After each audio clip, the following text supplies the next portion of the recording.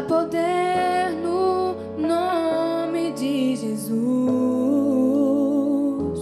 Há poder no nome de Jesus. Há poder no nome de Jesus. Pra cadeias quebrar, cadeias quebrar, cadeias quebrar. Há poder no nome de Jesus. Há poder no nome de Jesus. Há poder no nome de Jesus. Pra cadeias quebrar, cadeias quebrar, cadeias quebrar. Cadeias quebrar, cadeias quebrar, cadeias quebrar.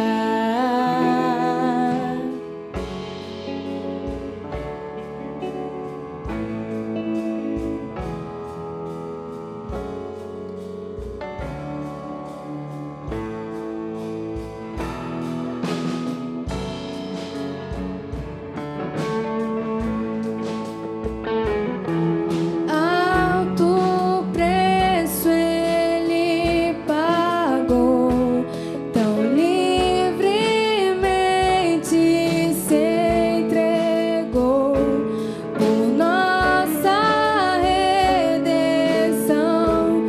Se deu e o céu se abriu.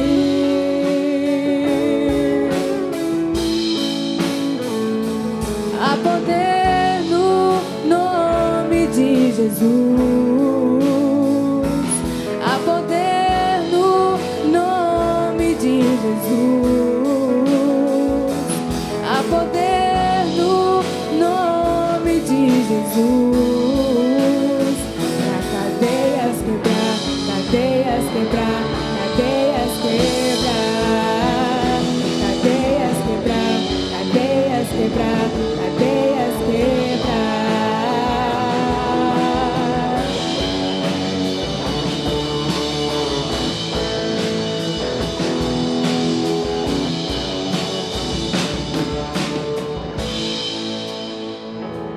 Um exército surgiu.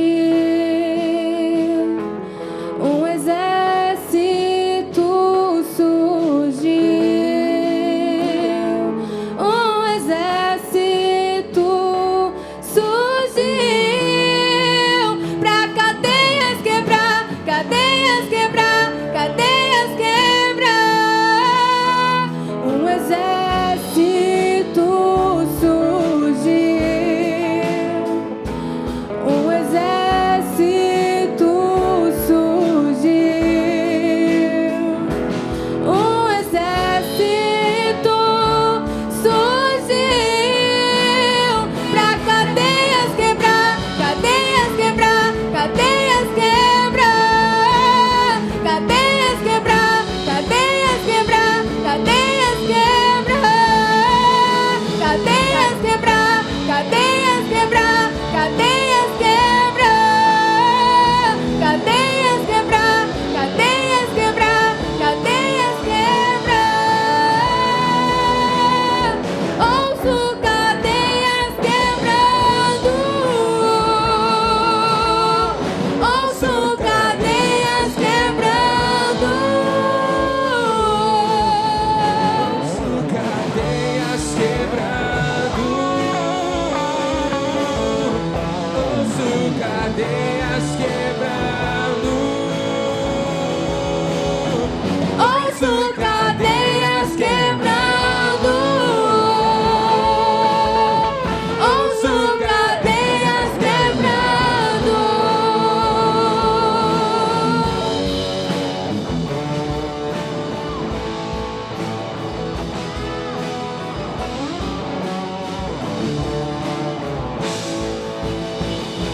Há poder no nome de Jesus. Há poder no nome de Jesus. Há poder no nome de Jesus.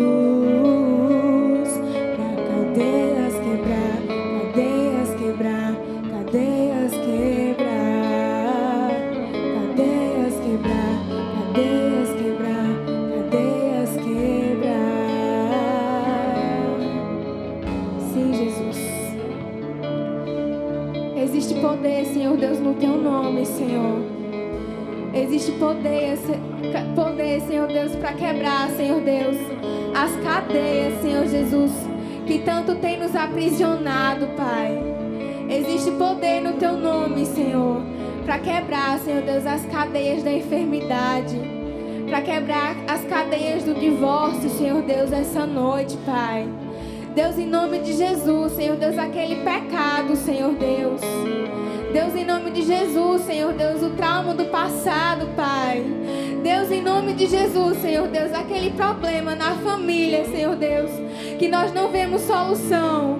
Senhor Jesus, oh Deus, a salvação, Senhor Deus, dos nossos, Pai, em nome de Jesus, Deus. Deus, nós sabemos que isso são prisões, Pai. Nós sabemos que nós não podemos fazer com as nossas mãos, mas nós podemos, Senhor Deus, usar o nome de Jesus.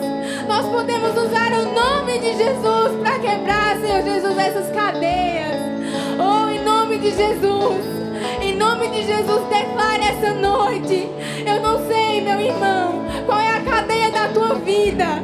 Eu não sei onde você está precisando que o Senhor vá lá e quebre. Mas em nome de Jesus, profetize que você está ouvindo as cadeias quebrando essa noite. Em nome de Jesus. Em nome de Jesus. Aleluia, Jesus. Aleluia, Deus. Um exército surgiu. Um exército surgiu. Um exército surgiu pra cadeias quebrar, cadeias quebrar, cadeias quebrar. Um exército surgiu. Um exército surgiu. Um exército surgiu pra cadeias quebrar, cadeias quebrar, cadeias quebrar, cadeias quebrar, cadeias quebrar, cadeias quebrar. Ouço cadeias quebrando. Ouço cadeias quebrando. Ouço cadeias quebrando. Ouço cadeias quebrando. Aleluia, Jesus. Glória ao teu nome, Deus. Toda glória seja dada a ti, Senhor Deus. Muito obrigada, Jesus. Muito obrigada, Deus. Aleluia. Graça e paz, igreja. É com muita alegria eu me coloco aqui hoje diante de vocês para externar algo, compartilhar algo que o Senhor, colocou no meu coração, colocou no coração do obreiro Marcondes. E é um trabalho voltado para os homens da nossa igreja, os homens de Paulo Afonso, quem sabe os homens da Bahia, os homens que Deus desejar abençoar. Mas antes de falar propriamente desse projeto que se chama AGEU, e daqui a pouco vocês vão entender por que esse projeto, esse curso se chama AGEU, eu quero continuar adorando, eu quero continuar celebrando, engrandecendo o nome do Senhor, só que dessa vez através da palavra, da sua palavra. Queria convidar a igreja a abrir as suas Bíblias em Ageu, capítulo 2, versículo 9.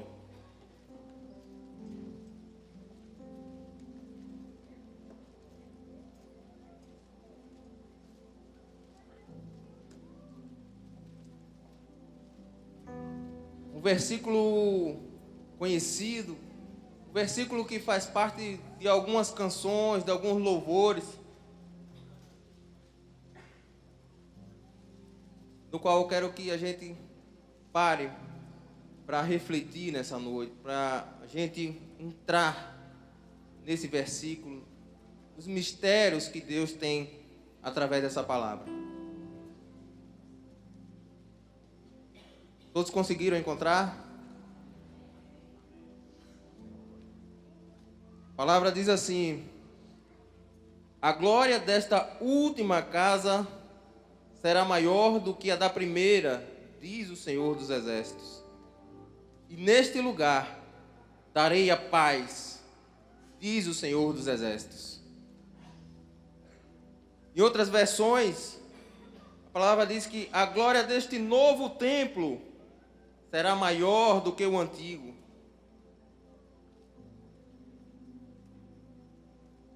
Ageu estava se reportando a uma circunstância, ao contexto da nação de Judá, do povo de Judá,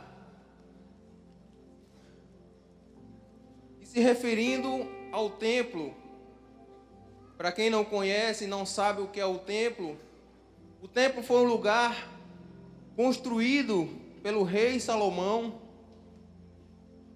para que a presença de Deus, representada através da Arca da Aliança, fosse colocada lá no Santo dos Santos e os sacerdotes pudessem adorar ao Senhor, buscar a presença do Senhor. A Bíblia fala em 2 Crônicas 7, que quando esse templo foi inaugurado, após a oração de consagração feita por Salomão, a glória do Senhor inundou o templo. Encheu o templo a glória do Senhor. Era algo palpável, era algo fácil de sentir. Tamanha a presença do Senhor na inauguração do primeiro templo. A Bíblia diz que era tamanha a glória do Senhor, tamanha a presença do Senhor, tamanha a manifestação do Senhor, que os sacerdotes não conseguiam entrar. E os que estavam dentro não conseguiam permanecer de pé, porque eles se dobravam diante da glória do Senhor.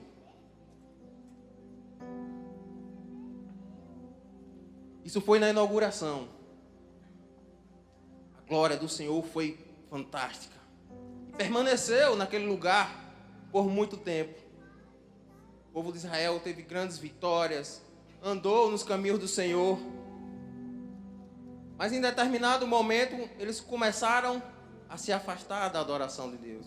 Começaram a se afastar dos seus caminhos, começaram a se afastar das suas veredas.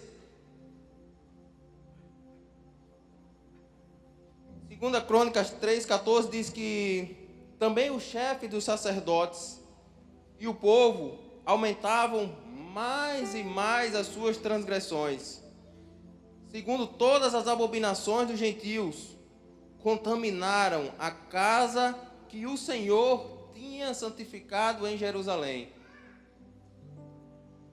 Os sacerdotes mergulharam em iniquidade, adoraram outros deuses, contaminaram a casa sagrada, a casa que o Senhor tinha separado para ele. Embora toda a misericórdia, embora toda a longanimidade de Deus, Ele exerce juízo sobre o povo de Israel. E o povo da Babilônia, um reinado poderoso da época, invade Israel, leva o povo cativo. E ainda em 2 Crônicas 3, versículo 19, a palavra diz que queimaram a casa de Deus e derribaram os muros de Jerusalém. Todos os palácios queimaram, destruindo também todos os seus preciosos objetos. Destruíram tudo, destruíram Jerusalém e botaram abaixo o templo do Senhor. Saquearam tudo, todo o tesouro da casa do Senhor foi saqueada. todos os utensílios que guardavam a casa do Senhor, que ficavam lá dentro, que eram de ouro puro, alguns de cobre. Peças trabalhadas, peças feitas especificamente para aquele lugar. E o povo da Babilônia, ao comando de Nabucodonosor, leva tudo, destrói, deixa tudo assolado, queimado. E o lugar da adoração do povo de Israel não existia mais. E o povo foi levado cativo para a Babilônia, passou 70 anos lá. E após esses 70 anos de exílio, chega o fim do juízo do Senhor. Como o profeta Jeremias tinha profetizado, como o profeta Daniel tinha orado e percebido, passados esses 70 anos, Deus intervém e faz com que o rei daquela época, que não era mais Nabucodonosor, porque naquela época quem estava já dominando o Império Babilônico era o Império Persa, e ele usa o rei Ciro. O rei Ciro escreve um decreto determinando que os remanescentes, aquele povo que tinha sido levado de Israel até a Babilônia, que agora estava sob o domínio da Pérsia, que retornassem para reedificar a casa do Senhor. E os remanescentes voltam, saem de lá animados, afinal de contas estavam saindo do cativeiro. Deus tinha novamente, liberado, aberto o caminho para que eles voltassem, para que eles reerguessem a casa do Senhor. Eles saem de lá em Isaías 35:2, no final do versículo diz assim, eles afirmam, eles verão a glória do Senhor e o esplendor do nosso Deus. Eles saem confiantes da Pérsia. E lá chegando de volta a Jerusalém, lugar onde ficava o templo. Palavra em Esdras 3, versículo 1, eu gostaria que vocês abrissem, por favor. Pode manter aberto aí no livro de Esdras.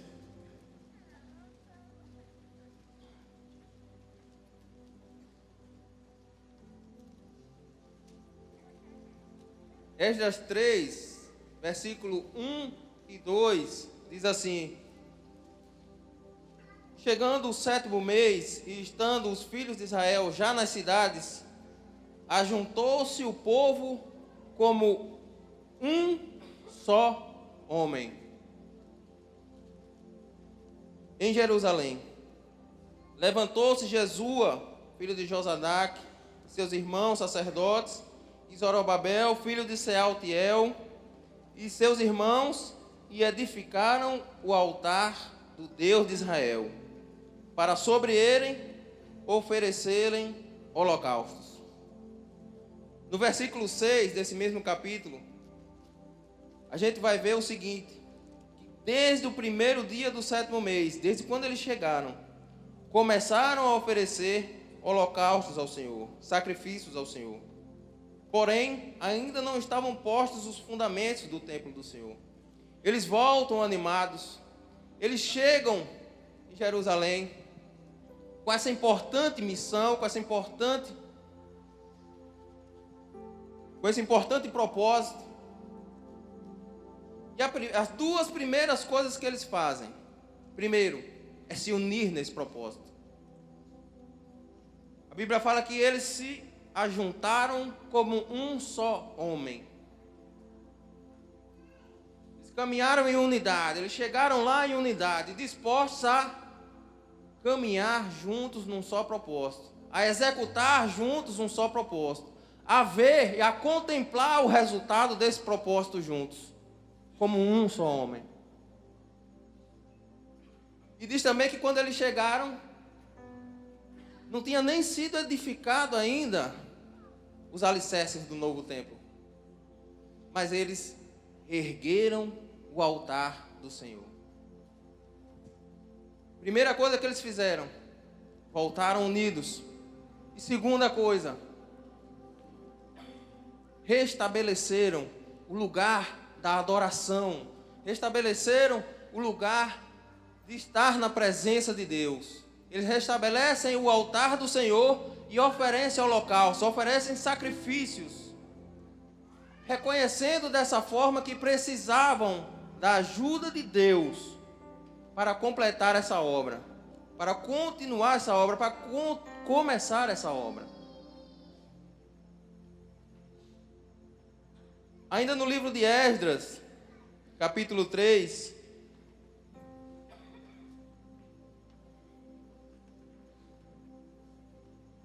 no capítulo 10 e 11, ele diz que quando os edificadores lançaram os alicerces do templo, se apresentaram os sacerdotes paramentados e com trombetas, os levitas, filhos de Asaf, com símbolos para louvarem o Senhor, segundo as determinações de Levi, rei de Israel. Cantavam alternadamente, louvando e rendendo graças ao Senhor com estas palavras: Ele é bom e sua misericórdia dura para sempre sobre Israel. E todo o povo jubilou com altas vozes, louvando ao Senhor por se terem lançado os alicerces da casa. Eles restabelecem o altar do Senhor e só então eles partem para a obra especificamente. Debaixo da proteção, debaixo da direção de Deus, eles começam e lançam os alicerces. E a alegria deles era tamanha, a empolgação deles era tamanha, que eles começam a celebrar com júbilo, com alegria. Eles celebram, eles não se contêm. Só estavam no alicerce, só estava começando, mas eles já estavam alegres, estavam empolgados.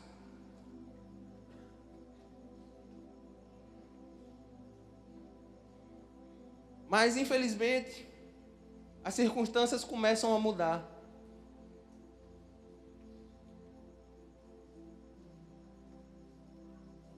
E em Esdras 5, um pouco mais para frente, no capítulo 5, no versículo 8, uma das pessoas que se levantaram contra o povo de Judá nessa obra de reestruturação do templo, ele escreve uma carta para o rei, e nesse relato ele diz: olha, que a obra se vai fazendo com diligência e se adianta nas suas mãos.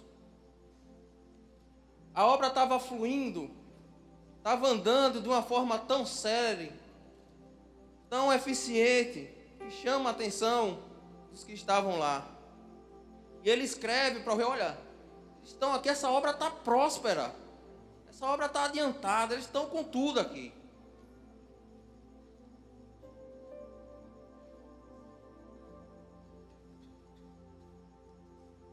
Esdras 4, versículo 4 e 5.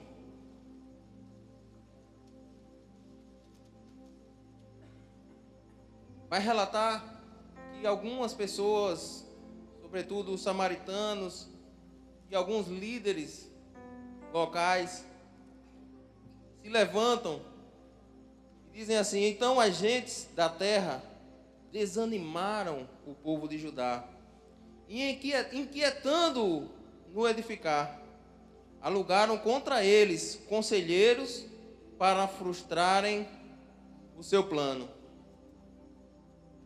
Se levantam inimigos, se levantam pessoas que não estão contentes porque o povo está unido, porque o povo está jubiloso, porque o povo está alegre, porque está reerguendo a casa do Senhor. E começa um trabalho de desânimo, de minar o ânimo do povo de Judá. Começam as perseguições, as batalhas. E lá no versículo 24 do capítulo 4 de Esdras, ele afirma que cessou, pois, a obra da casa de Deus. Aquele povo que estava alegre, aquele povo que saiu confiante de lá da Babilônia, não resistiu às investidas daqueles que não estavam satisfeitos com o crescimento da obra de Deus. E eles desanimaram. E a obra de Deus parou. Aquela obra maravilhosa que Deus tinha conferido na mão deles de fazer, estava parada. É nesse contexto que entra o profeta Ageu. Vamos lá voltar para o livro de Ageu. Ageu 1.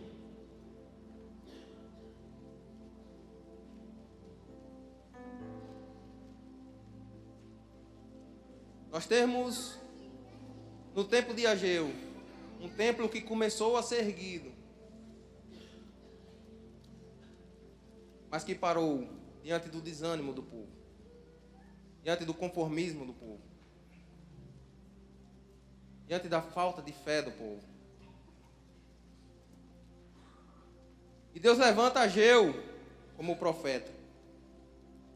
E no capítulo 1, é um livro curto, só tem 2 capítulos. No capítulo 1 de Ageu, ele diz assim: no 2º ano do rei Dario, no 6º mês, no 1º dia do mês, veio a palavra do Senhor por intermédio do profeta Ageu. Repita comigo, por favor. Profeta. A Zorobabel, filho de Salatiel, governador de Judá. Repitam comigo, por favor. Governador. E a Josué, filho de Josadaque, sumo sacerdote.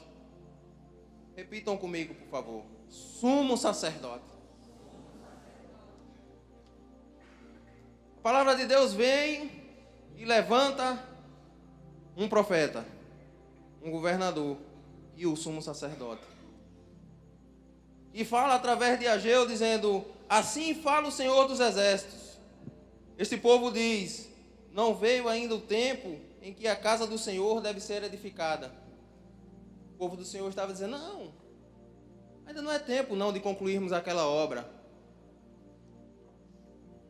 Mas o versículo 3 diz: veio, pois, a palavra do Senhor por intermédio do profeta Ageu, dizendo: acaso é tempo de habitardes vós em casas apaineladas? Em outras versões diz: acaso é tempo de habitardes vós em casas forradas, enquanto esta casa permanece em ruínas? Deus pergunta ao povo através do profeta: a minha casa está em ruínas, mas a casa de vocês está construída, está embelezada, está apainelada, está forrada. Uma casa forrada naquela época significava que o possuidor daquela casa tinha posse o suficiente para, além de construir a casa, embelezá-la com forro em seu interior. E Deus faz essa pergunta ao povo através de Ageu: espera aí, é tempo de reedificar a minha casa ou de cuidar e de embelezar a casa de vocês? E ele chama o povo a fazer um autoexame. Versículos 5 seguintes diz assim: ora, pois, assim diz o Senhor dos Exércitos, considerai o vosso passado. Tendes semeado muito e colhido pouco. Comeis, mas não chega a fartar-vos. Bebeis, mas não dá para saciar-vos. Vestir-vos, mas ninguém se aquece. E o que recebe salário, recebe-o para pô-lo numa bolsa furada, num saquetel furado. Considerai o vosso passado. Deus, através do profeta Ageu, chama o povo a fazer um autoexame. Como está a minha situação agora? E a situação do povo de Judá não era nada boa. Pelo que a gente viu aqui, semeavam e não colhiam, se vestiam e não se aqueciam, comiam e não se fartavam, trabalhavam, recebiam salário, mas o salário não dava para nada.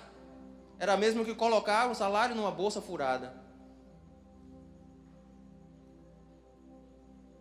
E ele continua exortando o povo. No versículo 9 ele diz: esperaste muito, e eis que veio a ser pouco.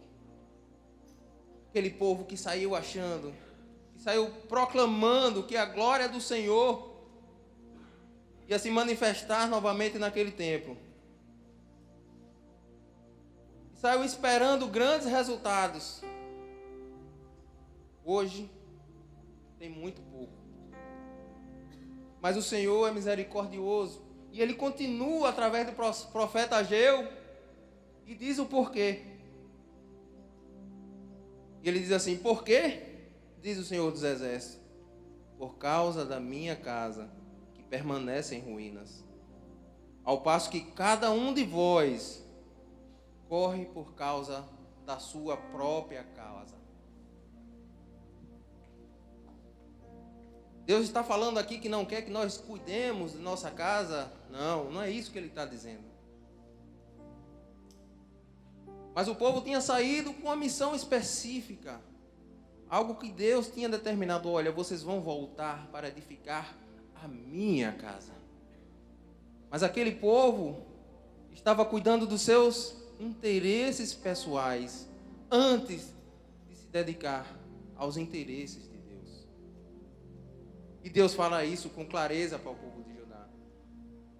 É porque vocês estão assim nessa condição porque minha casa foi esquecida. Minha casa está em ruínas e vocês só estão cuidando dos seus interesses.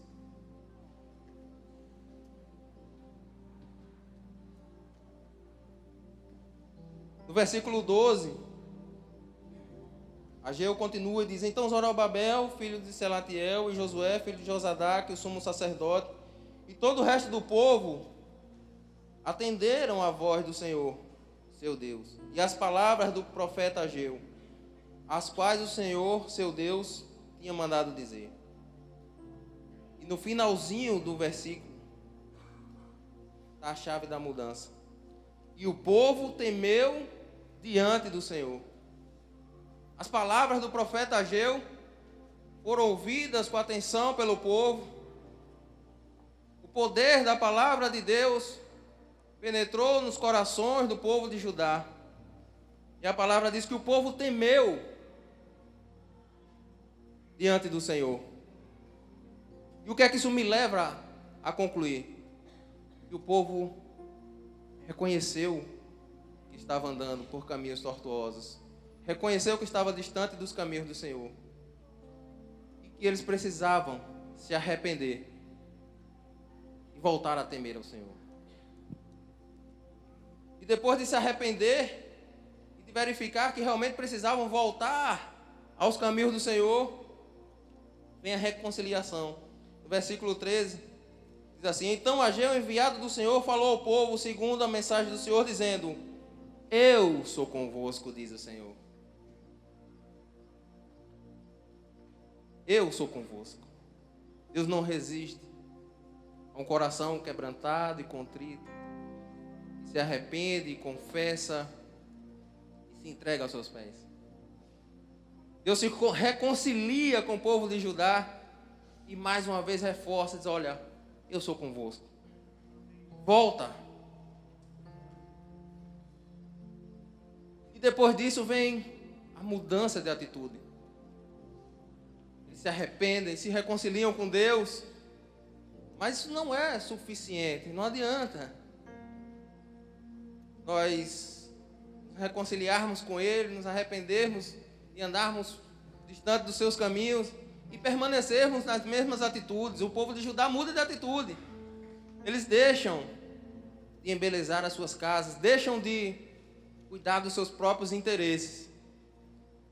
E Ageu, o versículo 13, ainda no mesmo capítulo, diz que, capítulo 14, Ageu 1, versículo 14.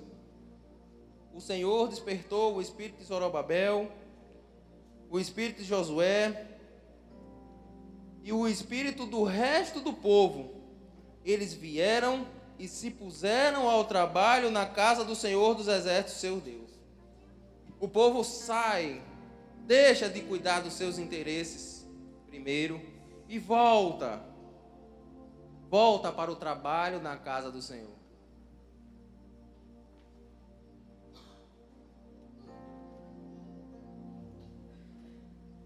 E E aí eu quero voltar agora para o versículo inicial, Ageu 2:9. Diz que a glória da última casa será maior do que a primeira. E que lá será estabelecido um lugar de paz.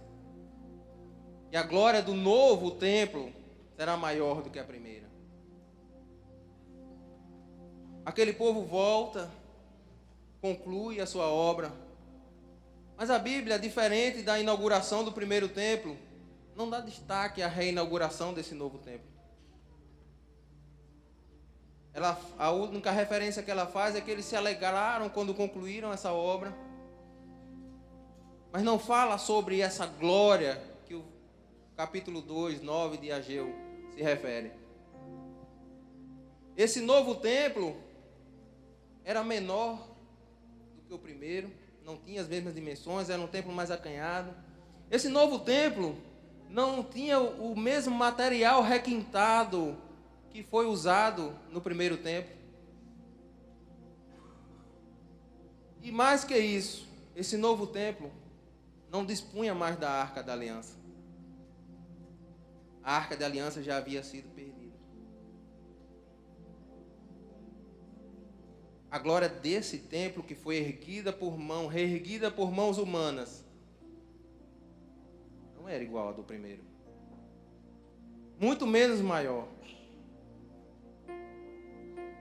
Esse templo também não foi o último. Esse templo reerguido no templo de Zorobabel foi destruído por Antíoco Epifânio. Depois reergueu-se um novo templo na época de Herodes, e que próximo ao ano 70 depois de Cristo também foi destruído. E a Bíblia também não se refere à glória existente nesses templos.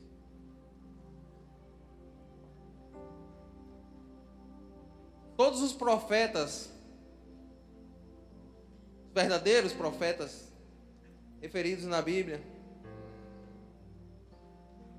além de exercer a sua função de exortar, edificar, de animar o povo,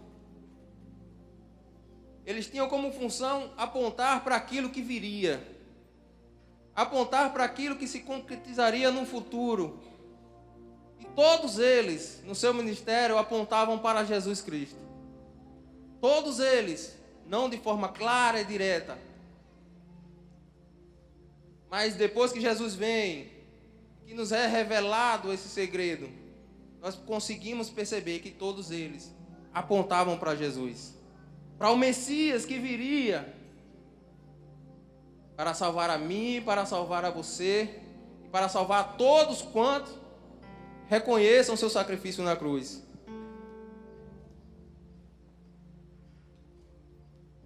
O próprio Jesus, em Marcos 13, versículo 1, ao se referir ao templo, ele diz: ao sair do templo, disse-lhe um de seus discípulos: mestre, que pedras, que construções. Nessa época era o templo de Herodes, não era nem mais o templo de Zorobabel. E aí o versículo 2 diz: mas Jesus lhe disse: vê estas grandes construções, não ficará pedra sobre pedra que não seja derribada. E assim foi. Atos 17, 24, nos diz que Deus não habita em santuários feitos por mãos humanas. Isso nos faz entender que quando Ageu estava falando em reerguer um templo, no qual a sua glória seria maior do que a glória do primeiro templo, ele estava apontando para um novo modelo de templo que viria. Um templo que não seria erguido por mãos humanas. Um templo que seria feito de carne. Ele estava apontando para Jesus Cristo. João 2:19 diz assim: Jesus lhes respondeu: destruí este santuário, destruí esse templo, ele mesmo falando sobre ele. E em 3 dias o reconstruirei. No versículo 22, o próprio Jesus diz: destruir esse santuário.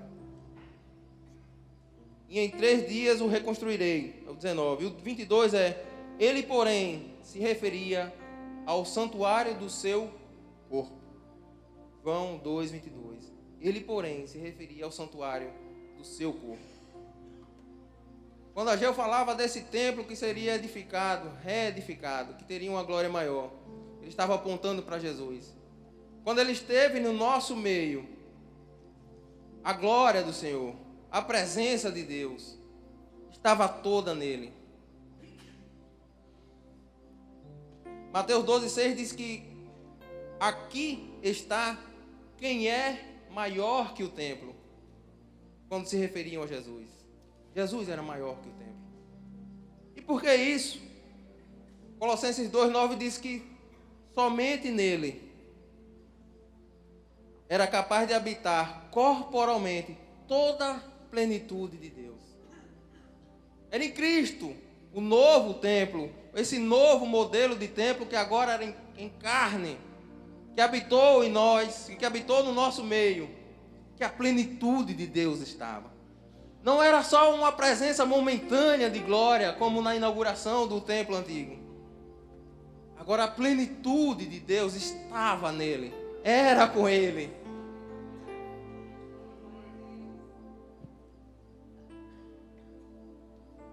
Junto com essa profecia de Ageu, além da glória do último templo, do novo templo, o Senhor promete que esse lugar será estabelecido como um lugar de paz.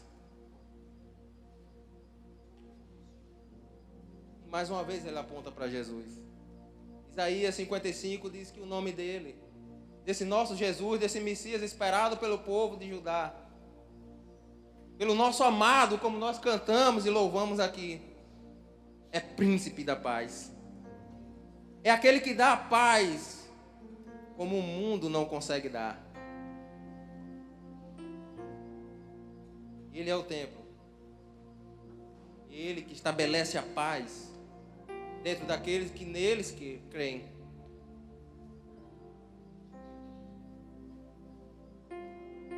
E dentro desse mesmo modelo novo e último de templo, estamos nós que nascemos de novo.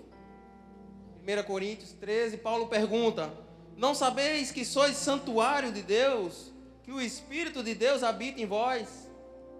Não sabeis que sois templo de Deus?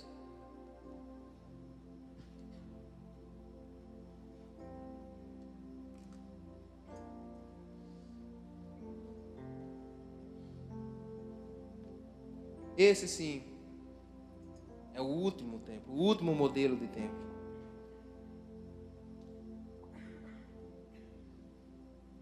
Em João 10:10, o próprio Jesus disse que eu vim para que tenham vida, e vida em abundância.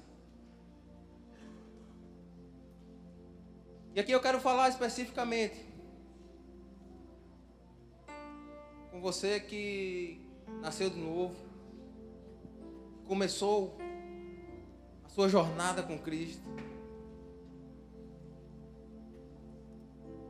que viveu o primeiro amor, que buscou de todo o seu coração aquilo que Deus tinha para a sua vida. Qual era o propósito? Qual é o propósito que Deus tem para a minha vida?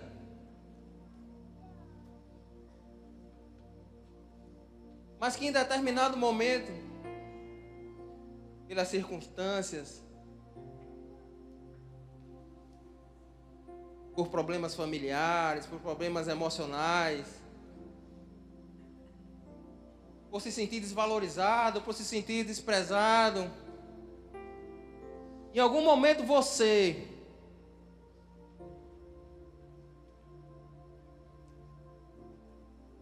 já se relacionou com Deus.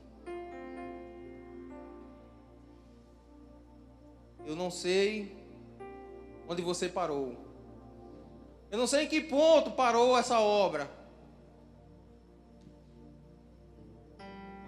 Mas o Senhor, eu creio que o Senhor, nessa noite, chama o seu povo, para retomar essa obra, para voltar a caminhar, para deixar de cuidar dos seus interesses primeiro e voltar a buscar primeiro o propósito de Deus na sua vida. Voltar a crescer. O Senhor quer que alcancemos a estatura de varões perfeitos.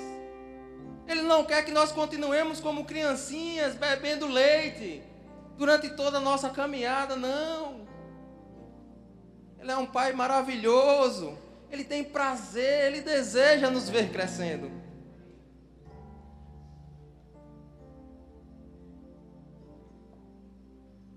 E eu queria convidar vocês nessa noite a fazer um autoexame. Você que acha que tem semeado muito, mas que tem colhido pouco. Você que come e não se farta. Você que bebe e não se sacia. Você que se veste e não se aquece. Você que recebe salário, mas é mesmo que colocaram numa bolsa furada. Você que no começo esperou muito de Deus, mas que agora parece que é pouco. Eu quero te dizer nessa noite, para você considerar o seu passado. É tempo de se arrepender. É tempo de mudar de atitude. É tempo de retomar a obra que foi iniciada. Não importa quanto tempo você parou. Se foi há 2 anos, se foi há 1 ano. Se foi ontem. Deus não nos quer parado. Deus nos quer caminhando para frente. Prosseguindo rumo ao alvo.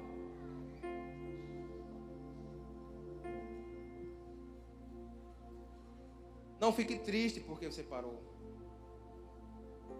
Jó 14, 7 diz: porque há esperança para a árvore, pois mesmo cortada ainda se renovará, e não cessarão seus rebentos.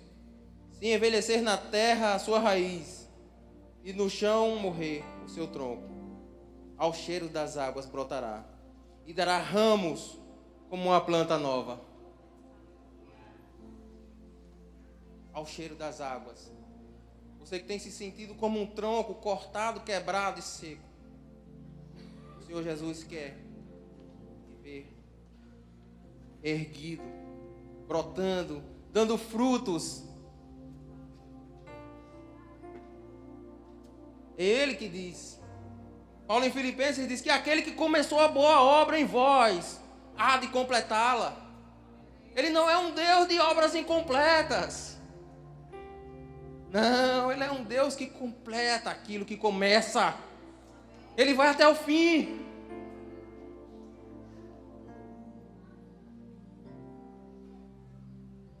Eu quero ver o povo de Deus caminhando de glória em glória, de glória em glória, de glória em glória, tijolo por tijolo, alicerce, parede, telhado, mas não fisicamente, mas em você, dentro do seu coração, no seu espírito, na sua alma. Eu te convido a voltar a caminhar, meu irmão. Para você, meu irmão ou minha irmã que está nos visitando hoje, que ainda não teve um encontro com Deus, que ainda não firmou uma aliança com Deus, que ainda não reconheceu Jesus como seu Senhor e Salvador. Eu não sei quantas vezes você caiu, eu não sei quantas vezes você se sentiu destruído, não sei quantas vezes você sentiu seu interior sendo queimado, assolado, humilhado, a ponto de você mesmo não se reconhecer. Eu quero te dizer que nessa noite, o Senhor quer iniciar uma obra na sua vida. Uma obra não externa, mas uma obra de dentro para fora. Ele quer transformar o seu interior, bagunçado, quebrado, destruído, com medo, inseguro, num lugar de paz. Ele quer estabelecer a sua paz, a paz dele no seu coração. Ele quer te transportar do império das trevas para o reino do seu Filho, para o maravilhoso reino do seu Filho. Ele quer te fazer habitação de Deus. Ele quer que você seja templo de Deus. Ele quer que o Deus Todo-Poderoso habite dentro do seu coração. Queria pedir a vocês que se colocassem de pé.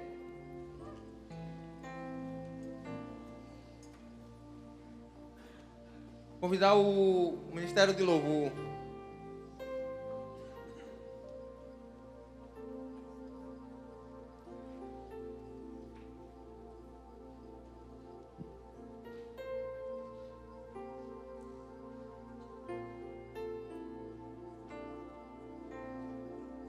Feche os seus olhos, por favor. Faz um autoexame. Pede ajuda ao Espírito Santo. E diz assim: Espírito Santo, eu desejo nessa noite considerar o meu passado, Espírito Santo. Eu desejo saber, Espírito Santo, nessa noite, onde foi que eu parei e por que eu parei. O que foi que me desviou dos teus caminhos. E quando eu digo isso, eu não estou chamando você de desviado, não. Eu estou dizendo que aonde foi que eu deixei de seguir o propósito de Deus na minha vida. Espírito Santo, traz à luz aquilo que eu não consigo enxergar ainda, Espírito Santo. Espírito Santo, que o Senhor possa provocar arrependimento, trazer consciência de pecado, Espírito Santo, nessa noite. Que nós possamos, Espírito Santo, como o seu povo, como o povo que reconhece o poder de Deus, poder transformador, libertador e salvador de Jesus na cruz do Calvário. Que nós possamos confessar esses pecados, nos arrepender desses pecados, mudar de atitude e deixar esses pecados para trás.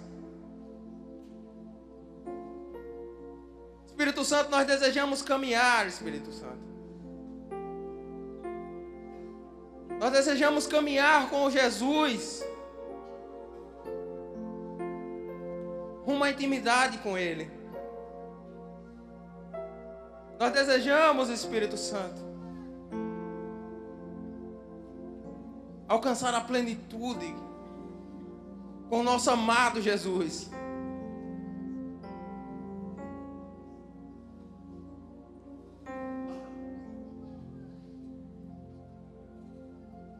Espírito Santo,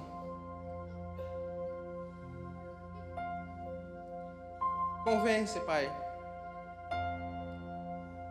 Nos convence.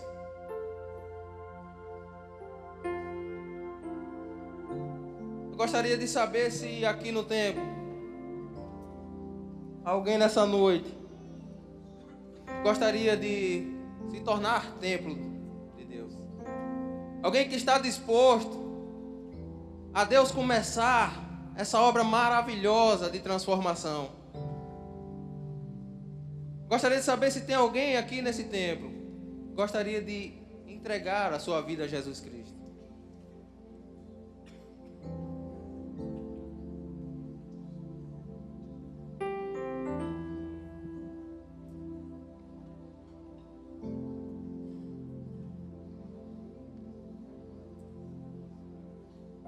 E a você, meu irmão, minha irmã, já tem um compromisso firmado. E fica essa mensagem. Que a palavra possa penetrar nos seus corações. Produzir fruto. Fruto de arrependimento, fruto de edificação, fruto de crescimento, fruto de mudança de atitude. Para a honra e glória do nosso Deus.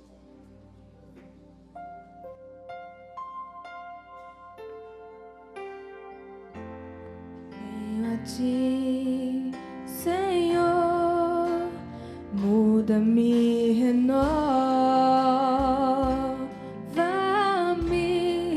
pela graça que somente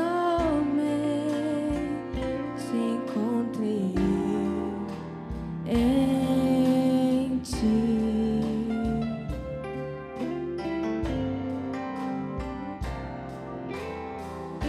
Agora sei que as debilidades que há em mim não prevalecerão pelo poder desse amor.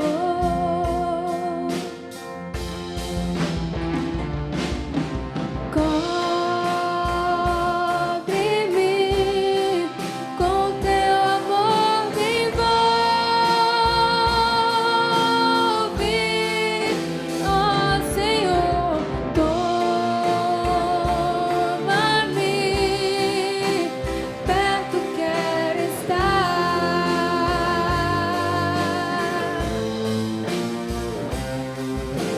por esperar novas forças eu terei e me levantarei, como águia voarei pelo poder desse amor, pelo poder desse amor.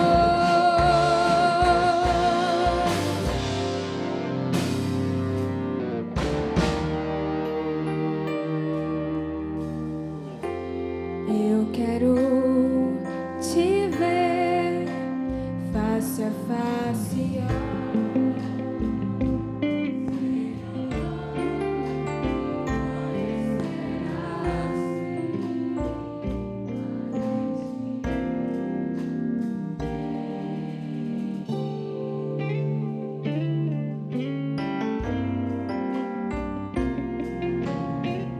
Prepara-me, Senhor, pra fazer o teu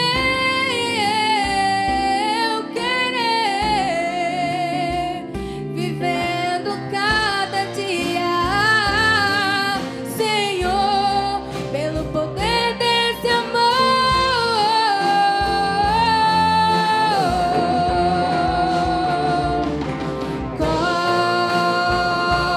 Cobre-me com teu amor, me envolve, ó Senhor, toma-me, perto quero estar,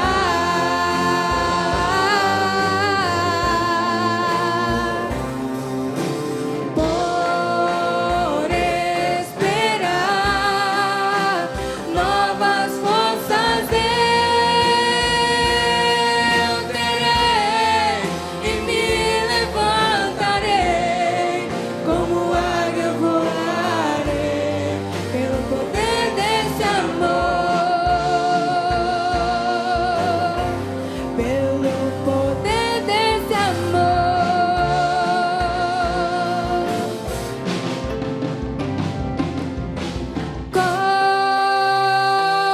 Cobre-me com teu amor, me envolve, ó Senhor,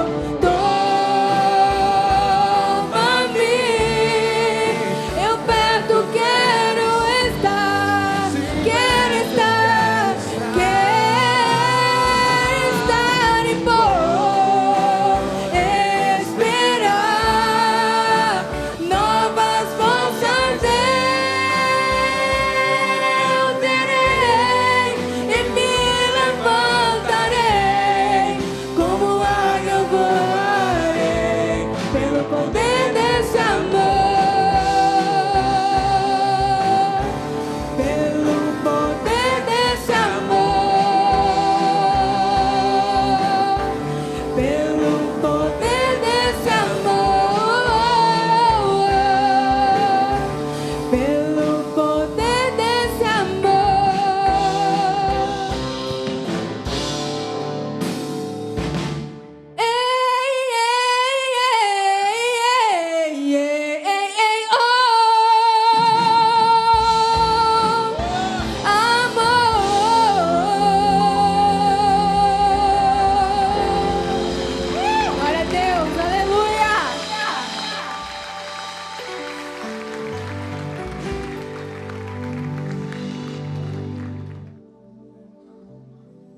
aquele que nos deu o privilégio de, em um só homem, desempenhar o papel de profeta, rei e sumo sacerdote. Te chama nessa noite.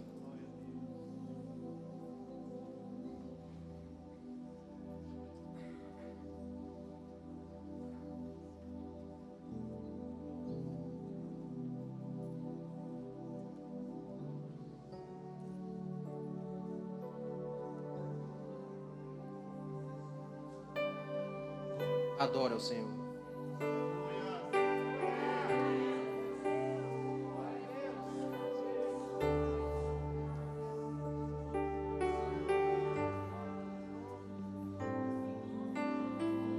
A glória do Pai se faz presente nesse lugar.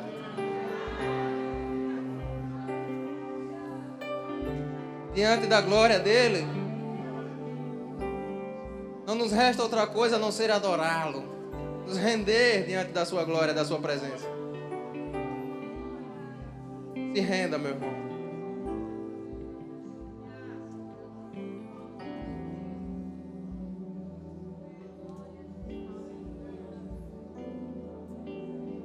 Nós te adoramos, Pai, nessa noite.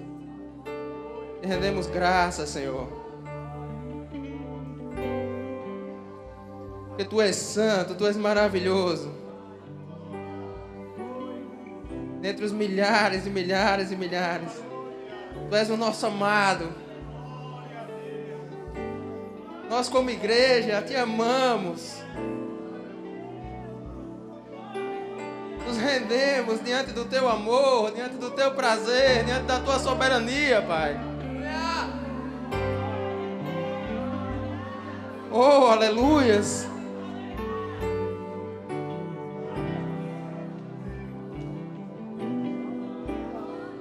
Nós Te adoramos, Paizinho.